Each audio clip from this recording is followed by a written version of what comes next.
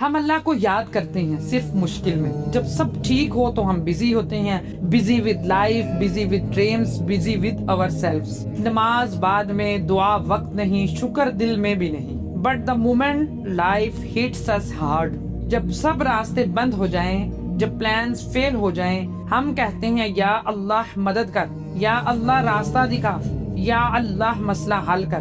But سوال یہ ہے, جب اللہ ہمیں یاد کر رہا ہے تو ہم کہاں ہیں؟ جب وہ ہمیں نعمت دے رہا ہے ہم شکر میں کیوں نہیں ہیں؟